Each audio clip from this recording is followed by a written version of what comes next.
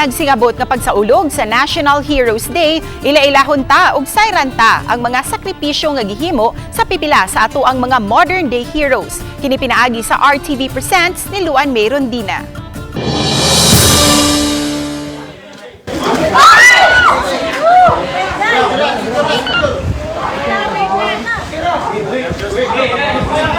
Wait, slide. Wait, pasit. Wait, hinay. Enjoy. Sa matag kinabuhi nga ilang luwason, nag-ungaw usab sa kakuyaw ang ilang kinabuhi. Busa kinahanglang siniguro ang unsa mang himuon nilang paagi sa pag-rescue. Kahinumduman, Setyembre 25, 2022, nakabsan sa kinabuhi ang 5 ka mga PDRRMO personnel sa San Miguel, Bulacan, human matagaki sa nahugnong bungbong ang gisakyan nilang bangka. Kini atol sa pagpahigayon nila og rescue operation dihang miigo ang bagyong Karding sa nasod.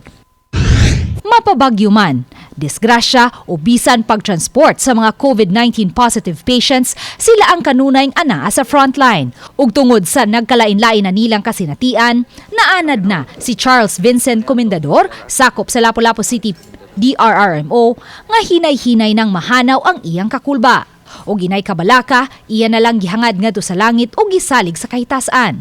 Tahas ni Charles ang paghimo sa technical rope rescue ug siguroon usab nga lig-on ang iya mga kaymanan. Trust lang jud ka sa imuhang kuan ma'am, sa imong equipment, sa maintenance namo sa imong equipment. So wala na sa among hunahuna nga makulbaan pa mi nga ma-failure amo ang mga equipment. Risgo man ang ilang trabaho, apan mas mupatigbabaw ang panginahanglan nga tumano ng ilang misyon nga mao ang pagsalbar og kinabuhi. Kabalo mi ma'am nga risgo siya, pero naamang gyud nang hinahanglan sa among tabang. So gipadami sa training. So kinahanglan gyud among training namo sud gyud na sa among hunahuna kay nganuman at the end of the day namang mga tao gyud nga manginahanglan gyud namo. Taliwa sa karisgo sa ilang trabaho, apan nagpabilin silang mga job order personnel ug i-renew ang ilang kontrata matag unom ka buwan. Matud ni Najel Banyasya, crisis manager sa Lapu-Lapu City, hinay-hinay na nilang gilihok aron mamahimong usa ka departamento ang Lapu-Lapu City Rescue ug kun mahitabo kini, mamahimong mga regular employees ang ilang personnel. Apan kay 98% kanila mga college level lang ang nahuman, posibleng mataktak sa trabaho ang kadaghanan kanila kun hingpit nang mahimong usa ka department ang Lapu-Lapu City Rescue.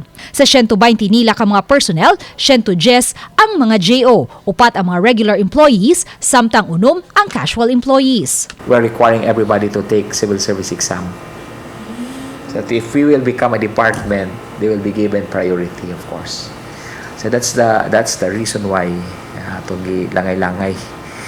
Kay kung atong ma-department ni sila, they cannot qualify to be a regular employee. Gidasi ginuon sila sa pagkuha og mga short courses ug ubay-ubay na usab kanila ang mitake sa civil service exam karong buwana. Hinon matud ni Banyasya, bisan kun sila mga job order personnel lang, nagdawat man sila og mas taas nga suhulan itandi sa ubang mga DRRM personnel ug may hazard pay usab silang madawat matag tapos sa tuig.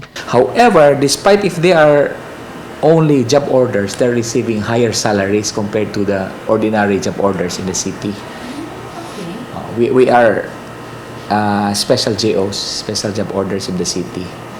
Wala man nato maabdi ang mga bayani nga miula sa ilang kinabuhi panahon sa atong mga katigwangan.